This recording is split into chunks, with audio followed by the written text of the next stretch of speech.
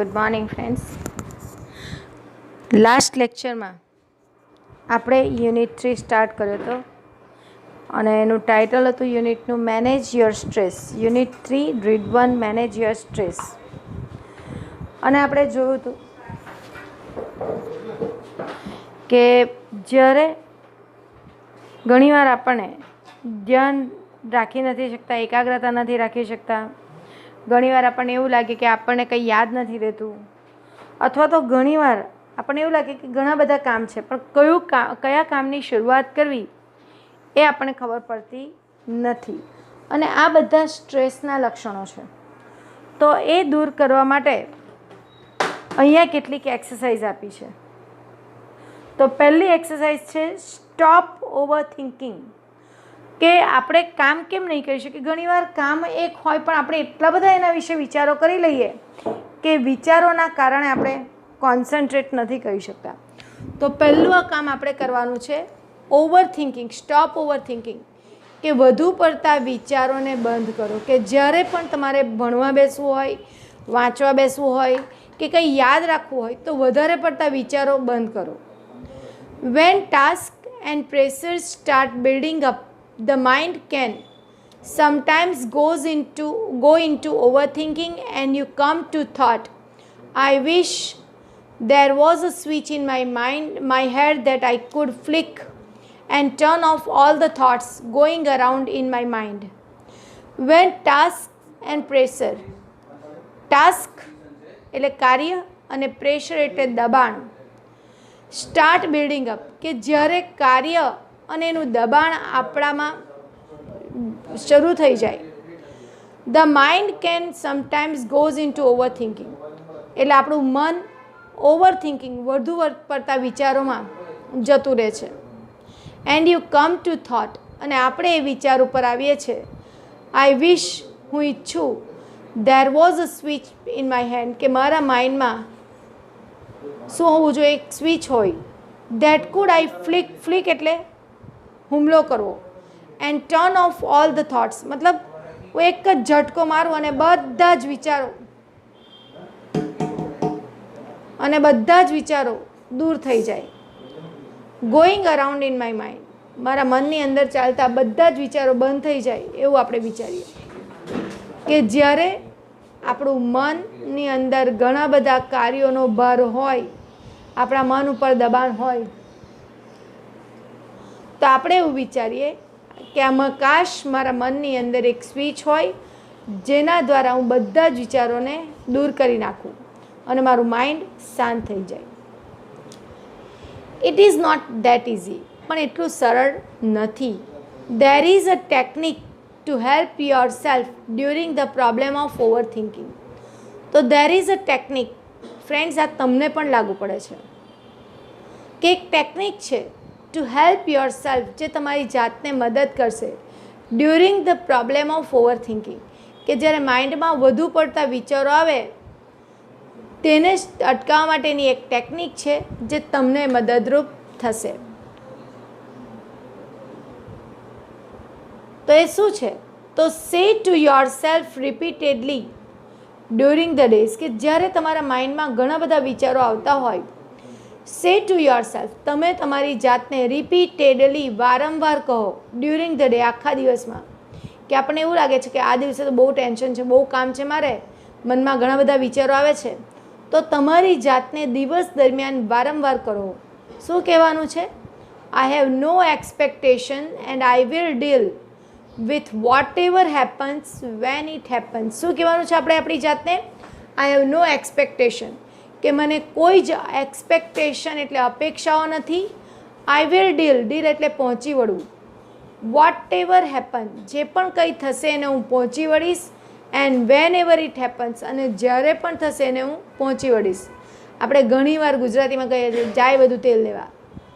બહુ ટેન્શન આવી જાય અને આપણને એવું લાગે કે હવે આ ટેન્શનના લીધે મને બહુ પ્રેશર આવી ગયું, તો આપણે એક જ શબ્દ તેલ લેવા જાય. બરાબર? તેલ લેવા જાય મીન્સ કે મને કોઈ અપેક્ષા નથી, જે થવાનું હશે થશે. બરાબર? જે પણ કંઈ થવાનું થશે હું પહોંચી વળીશ. અને જેવો આ શબ્દ મિત્રો આપણે બોલીએ છીએ ને, આપણું થોડુંક રિલેક્સ ફીલ કરીએ છીએ તો આ વાક્ય આપણે દિવસ દરમિયાન જે દિવસે બહુ ટેન્શન હોય, બહુ કામનું ભારણ હોય, પ્રેશર હોય, તો આપણે આપણી જાતને વારંવાર કહેવાનું. શું કહેવાનું? કે મને કોઈ અપેક્ષા નથી, જે પણ કંઈ થશે અને જ્યારે પણ કંઈ થશે એને હું પહોંચી વળીશ. When you think about a stressful day that lies in front of you, your thoughts run approximately like this. When you think about a stressful day, હવે દાખલા તરીકે કોઈક દિવસ આપણી ઘરે એવો હોય જે સ્ટ્રેસફુલ, આપણા માટે એવો હોય સ્ટ્રેસફુલ. દાખલા તરીકે સ્કૂલમાં જર્નલ સબમિટ કરવાની છે, તે જ દિવસે ટેસ્ટ છે, બરાબર, બીજું બધું કામ કરવાનું છે. તો આપણે જ્યારે એવા દિવસો વિશે વિચાર કરીએ છીએ જે આપણી સામે રહેલો છે, તો આપણા યોર થોટ્સ, તમારા વિચારો રન એપ્રોક્સિમેટલી લાઈક ધીસ. તમારા વિચારો કદાચ આ રીતે ચાલશે. કેવી રીતે ચાલશે? Oh my God, I have,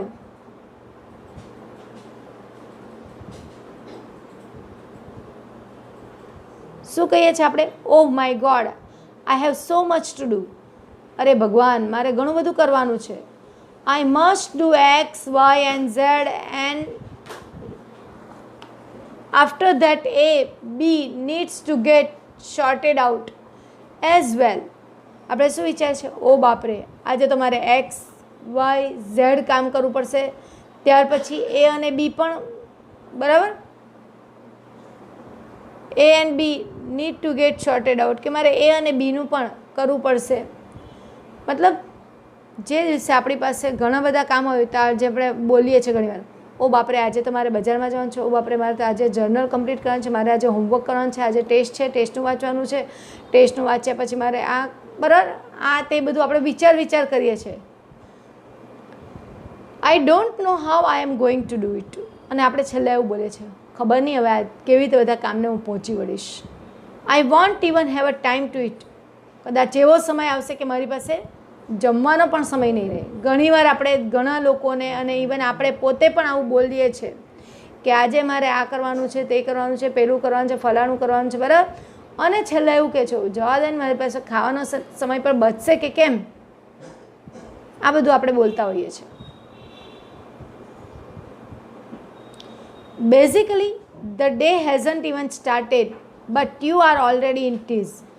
પણ એકચ્યુઅલી આપણે દાખલા તરીકે આવતીકાલે કામ હોય અથવા તો 1-2 દિવસ પછી આ બધા કામો કરવાના હોય, તો એ દિવસની તો શરૂઆત નથી થઈ. આવતીકાલે આપણે બહુ કામો કરવાના છે, તો દિવસની શરૂઆત તો નહીં થઈ, પણ આગલે દિવસની રાતથી જ કદાચ આપણે વિચારીએ અથવા તો બપોરથી જ વિચારીએ કે આવતીકાલ તો મારે આ કરવાનું છે, તે કરવાનું છે, બરાબર. હજી તો એ દિવસની શરૂઆત થઈ નથી આવતીકાલની, પણ આજે આજથી જ વિચારવાનું શરૂ કરી દીધું કે પેલું કામ છે, પેલું કામ છે, પેલું કામ છે, જર્નલ છે, આ છે, તે છે. અને આપણે એટલા બધા ટીઝ એટલે એકદમ હતાશાની કન્ડિશનમાં મુકાઈ જઈએ છીએ. હજી દિવસની શરૂઆત તો નથી થઈ, જે દિવસનું આપણે કામ કરવાનું છે તેની શરૂઆત તો નથી થઈ, પણ તેમ છતાં પણ આપણે એના વિચારોથી આગલા દિવસથી જ એટલા બધા ઉત્તેજિત થઈ જઈએ છીએ કે આપણે એટલા બધા હતાશ થઈ જઈએ કે વાત નહીં પૂછો.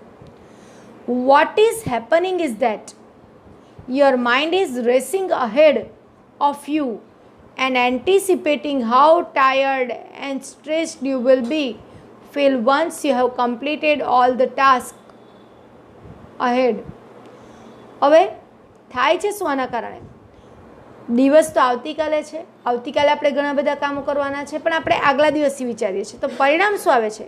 Your mind is racing ahead, કે તમારું મન રેસિંગ અહેડ, તમારાથી આગળ દોડે છે. એન્ડ એન્ટિસિપેટિંગ, આપણે ધારણા કરી લઈએ છીએ અગાઉથી જ કે આપણે આવતીકાલે કેટલા થાકી જઈશું, જવા દે, મારે તો બહુ કામ, આવતીકાલે તો હું થાકી જ જવાની છું. એન્ડ સ્ટ્રેસ, બહુ ચિંતા થઈ આવતીકાલની.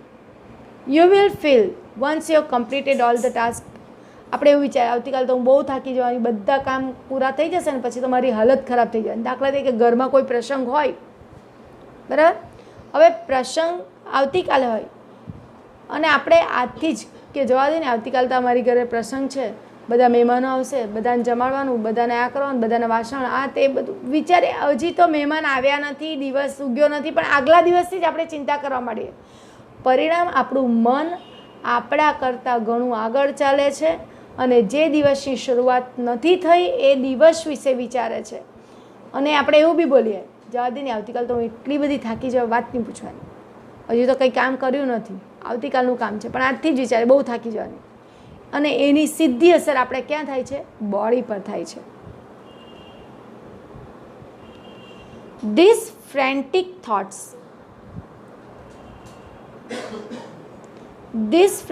thoughts start weakening your energy.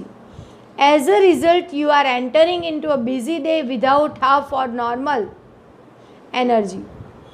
તો ધીસ ફ્રેન્ટિક થોટ્સ આપણા અગાઉથી જ, હજી તો દિવસ આવ્યો નથી તેની આગળથી જ જે આપણે આવા ફ્રેન્ટિક આપણને ઉશ્કેરી નાખે એવા વિચારો કરીએ, તો આ વિચારો સ્ટાર્ટ વીકનિંગ યોર એનર્જી, આપણી એનર્જીને ઉર્જાને શું કરે છે? નબળી પાડે છે. એન્ડ એઝ અ રિઝલ્ટ, અને પરિણામ સ્વરૂપે, you are entering into a busy day, કે તમે બિઝી ડેમાં, મતલબ જે દિવસ હજી આવ્યો નથી તે દિવસ જ્યારે શરૂ થશે ત્યારે કેવી રીતે એમાં એન્ટર કરો છો? Half of your normal energy, અડધી એનર્જી સાથે. કેમ? તો કે આપણે અડધી એનર્જી ક્યાં બગાડી? એના વિશે વિચારો કરીને બગાડી નાખી. એટલે બીજે દિવસે જ્યારે દિવસની શરૂઆત થાય ત્યારે આપણે અડધા એનર્જી સાથે દિવસની શરૂઆત કરીએ છીએ. When you end up started at the end of your day, you seem to have proved that you were right all along. You had a dreadful day and you feel physically drained. And when you end up shattered at the end of the day, અને જ્યારે તમારો busy day પૂરો થશે, shattered એટલે થાકી જવું, ખરેખર તમે થાકી ગયા હશો.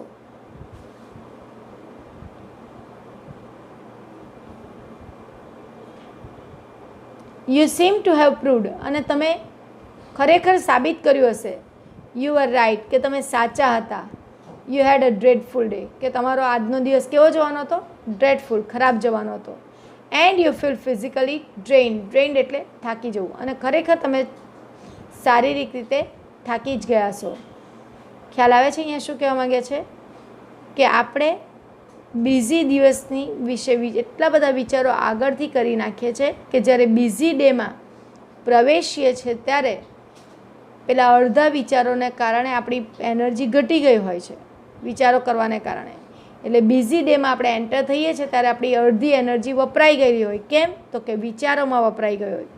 અને ખરેખર જ્યારે દિવસ પૂરો થાય ત્યારે આપણે ખૂબ જ થાક અનુભવીએ છીએ, અને આપણે કહીએ છીએ, જો મેં કહ્યું હતું ને આવતીકાલ તો હું બહુ થાકી જવા, બહુ કામ છે.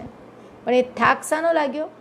જો તમે પેલા વિચારો આગલે દિવસે ન કર્યા હોત તો એ થાક લાગવાનો નહોતો. In order to have maximum energy available at the start of the day, start of the busy day, use I have no expectation, I will deal whatever happens when it happens as a form of mantra.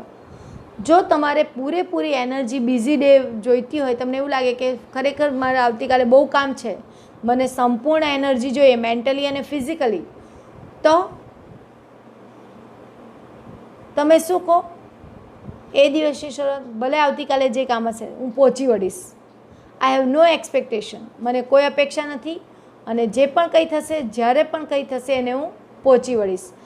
અને એને કેવી રીતે અપનાવો? Form of મંત્ર, એક મંત્રના સ્વરૂપમાં અપનાવો. વારંવાર કહો, જે થશે તેને પહોંચી વળાવો. યુ વિલ નોટિસ, તો તમે ધ્યાન આવશે કે your body start relaxing at the thought of no expectation, કે જેવો તમે આ વિચાર કરશો, જે થવાનું હોય તે થાય, હું પહોંચી વળા, જેવો આ વિચાર કરશો તમારું બોડી થોડું રિલેક્સ ફીલ કરશે. This relaxation tells you that you have just stop yourself from wasting valuable energy. અને આ રિલેક્સેશન દ્વારા તમે શું કરશો? તમારી જે એનર્જી છે એને બગડતી રોકશો. આપણે જેવું વિચાર કરીએ કે ભલે જે થવાનું થાય, આવું બોલીએ એટલે આપણા વિચારો શું થઈ જાય? ત્યાં જ અટકી જાય. ફ્રેન્ડ્સ, આપણું માઇન્ડ એ કેવું છે, જેવું તમે તેને ઓર્ડર આપશો એવું એ કરશે. જો તમે નેગેટિવ વિચારો આપશો તો તમારા બોડી પર નેગેટિવ અસર થશે, પોઝિટિવ વિચારો આપશો તો પોઝિટિવ, એટલે તમે ધારો એ પ્રમાણે કરી શકો. તો આપણે આપણા માઇન્ડને એટલું જ કહેવાનું છે, જે થવાનું હશે એ થશે, જ્યારે થવાનું હશે ત્યારે મને કોઈ અપેક્ષા નથી, બસ મારે મારું કામ કરવાનું છે. ઘણીવાર પરીક્ષાની અંદર આવું જ બને છે. હજી દાખલા તરીકે આવતીકાલે ફિઝિક્સ કે કેમેસ્ટ્રીનું બોર્ડની એક્ઝામ હોય તો આપણે આગળથી જ વિચારીએ પેપર કેવું જશે, મને આન્સર આવડશે કે નહીં, સુપરવાઇઝર કોણ આવશે. શા માટે આ બધા વિચારો કરવાના? હજી પેપર તો કાલે છે. પેપર કાઢવા વડે પેપર કાઢ્યું હશે, સુપરવાઇઝર આવવાનું હશે તો આવશે. આપણે એ વિચાર શું કામ કરીએ? આપણે એ વિચાર કરવાનું કંઈ નહીં, કાલે છે ને પહોંચી વળીશ. આપણું કામ છે ફક્ત વાંચવાનું. આ વિચારોને તમે અટકાવી દો. જે આવશે સુપરવાઇઝર મને કંઈ ફરક નહીં પડે, જેવું પેપર આવશે મને કંઈ ફરક નહીં પડે. મારું કામ આજે શું છે? વાંચવાનું છે. અને જેવો તમે આવો વિચાર કરો છો, એક નવી જ એનર્જી આપણી અંદર આવી જાય છે. તો હંમેશા જ્યારે એક્ઝામ આપવા જાઓ કે તમે કોઈક મુશ્કેલ કાર્ય કરવા જાઓ તો એના વિશે અગાઉથી વિચારો નહીં. હા, એને લગતા કાર્યો કરવાના, પણ એના વિશે વિચારો નહીં. કેવું થશે એ ભવિષ્યમાં આપણને કંઈ ખબર પડવાની નથી. You will feel calmer mentally. જેવા તમે આવા વિચારો કરશો તમે કામર, શાંતિ અનુભવશો. મેન્ટલી એન્ડ ઇમોશનલી, માનસિક અને લાગણીની રીતે. એઝ અ કોન્સેક્વન્સ કે તમે શું, કોન્સેક્વન્સ એટલે પરિણામ. કેવું પરિણામ અનુભવશો? એકદમ શાંત, માનસિક અને લાગણીની રીતે પણ.